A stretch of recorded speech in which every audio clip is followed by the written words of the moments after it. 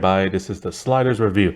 I'm here today to talk about Black History Month, the month that is a celebration of my people, because I am a black man and everything.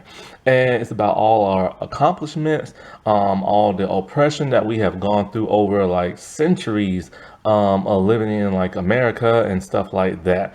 And even till this day, we are still being oppressed. And so I'm here today to talk to you about certain characters or TV shows or episodes that revolve around Black History Month that I personally enjoy. So I'm here today to talk to you about Blackish Season 1, Episode 3, The Nod. So I was actually looking for the episode that has to do with the black card because, that's something, a term you always hear from like non-black people, mainly white, who say, oh, you're just using the black card, which is just their way of just saying is they don't want to hear black people struggle, so they try to make an excuse to not hear it and try to make you seem like you're just a person who's whining and complaining. But, that's just because they don't want to hear their own prejudice and faults and stuff. But The Nod is a pretty good episode too. The Nod is just something a lot of like black people do with like one another when they see somebody.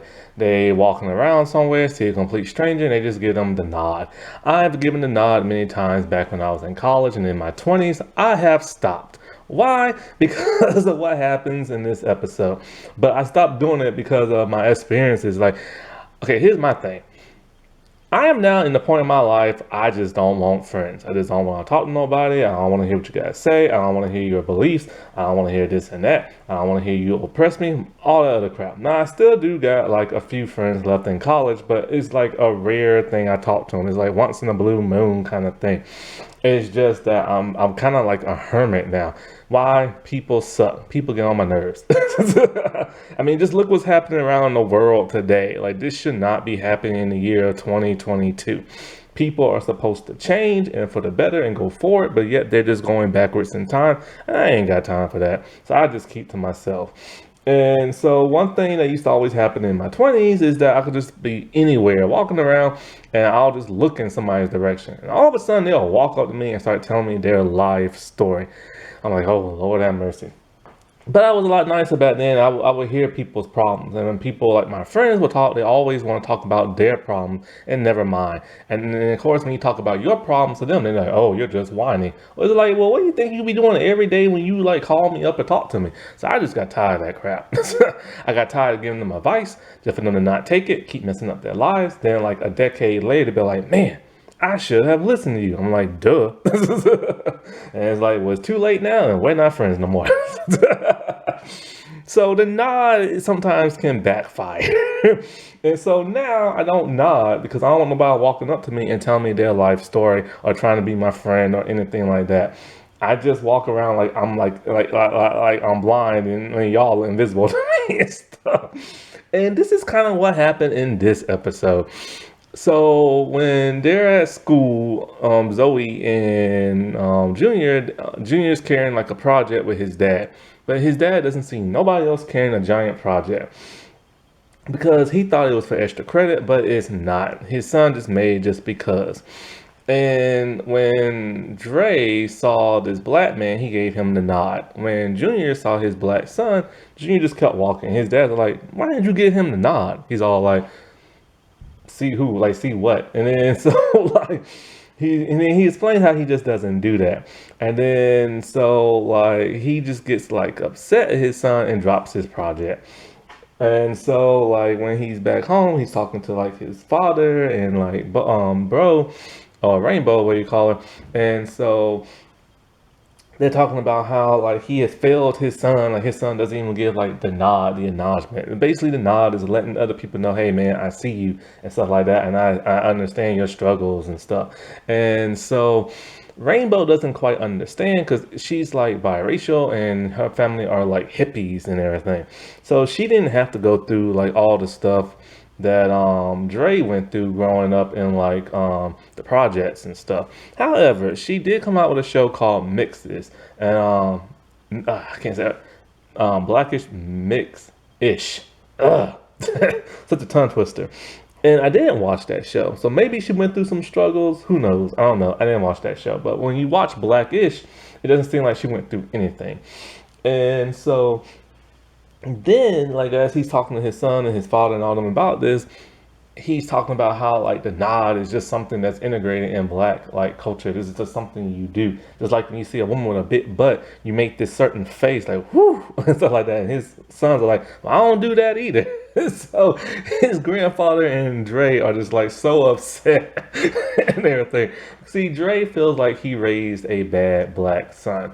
Now the thing about this show you have to understand, this show is it's kind of like Fresh Prince of Bel-Air a little bit, mixed in with another show whose name I shall not name because of his last name. So it's kind of like those. It shows like a middle class black family who is, doing good for themselves. The father was like extremely poor growing up, and he worked his way up from the top. The mother, she grew up in like some type of cult like hippie thing, and she worked her way up to the top. It became a doctor. And so like in this show, the dad is always trying to explain like the struggles that black people go through and all this other stuff, but he kind of doesn't. When he kind of goes overboard with it. He tries to expose racism and stuff like that, but he ends up turning kind of racist himself in certain little things that he says. Like he's going through Junior's like yearbook and trying to see like all the black kids, and then as he's looking, he sees kids that he think are black but are not. And like he sees one Filipino kid, and he's all like, "Oh, I bet that's what his mom tells him he is." Then he sees this Sri Lanka kid, and he's all like, "A country that don't even exist." And so it's like he can be racist himself. Now the reason why he is the way he is, and he assumes other people are racist towards black people, is because of what he went through growing up, and the people at his job. All the white people at his job are like they don't realize they're racist. Like the main boss dude, he says a lot of racist stuff that he doesn't use slurs, but he just assumes all black people are this, all people are that, in a very humorous kind of way. So he's unaware of his racism. And then his other friend that works there, he's one of those people like, "Oh man, I understand the struggles you're going through, man, and I'm there for you, man." But he doesn't understand. He just says that. Now, this episode is also important because it's the introduction of Charlie. Charlie is one of the most hilarious characters on the show, but Dre did not initially like him when he saw him. And this is where the nod goes bad. Dre's always talking about how the nod is a good thing, but then when it goes awry, what happened is he gives Charlie the nod. Charlie starts to talk to him, which is one reason why I stopped doing that. And let's just say Charlie is not his cup of tea. Like Charlie's a very out there personality kind of person. And it's to the point where he's just embarrassed being around Charlie and stuff. And so like when he is in the restroom, Dre, he's using at the urinal stalls, which I do not use. And I don't use it for this reason in particular. Charlie decided he's going to ignore all the empty ones and go to the one next to Dre so he can talk to Dre. I ain't for that crap. This is why I use like the stalls and everything. People might assume I'm going number 2, but I'm really going number 1. And so Charlie's just talking to him, looking at his junk and all this other crap. But he gives Dre some advice that when it comes to Junior that he takes. See, Dre wants Junior to have some black friends. So he takes him to the basketball court and try to teach him how to get some black friends and stuff. Well, Junior ends up getting his butt kicked playing basketball. See, Junior is kind of like the Carlton of the show. His sister Zoe is kind of like the Hillary of the show. And the two twins are kind of like the Ashley of the show. Whereas Dre is kind of like the Will and Uncle Phil of the show. And the mom is kind of like Aunt Viv from like the light-skinned one kind of. And so so that doesn't work. But then when he's talking to Charlie again, he realizes Charlie has a son. Now Charlie is very impulsive. He'll eat like soup and he wants Dre to eat from his spoon, and Dre's all like, "I ain't getting those germs." So Charlie's a very out there kind of person. He means well, but he just comes off very annoying. So when he is at their house and everything, Junior goes to like hang out with his son. And so everybody's getting to know Bo and Dre are getting to know Charlie a lot more, and they're not liking what they're hearing. But Dre's kind of like, man, whatever. This dude has struggles. He's like an okay guy and all this other stuff. Until Charlie comes in wearing Dre's shoes, and Dre has a shoe fetish. He does not want people wearing his shoes. He's so outraged. He busts through the door in Junior's room and tell him, play date is over with. You gotta get up out of my house. But then he noticed something. Charlie's son, who disappears throughout the entire series, that you forget he even has a son, is just like Junior. He's very nerdy and everything and likes a lot of nerdy culture type stuff.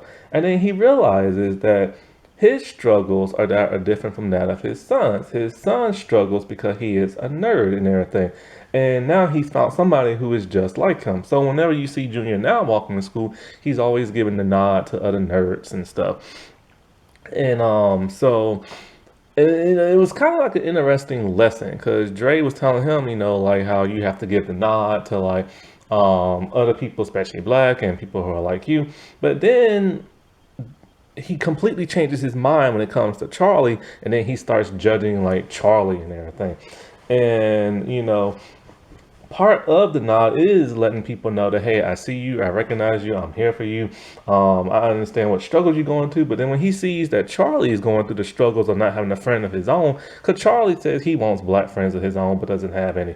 And Dre kind of ignores that because he just doesn't really like Charlie. But then they later bond and they become friends.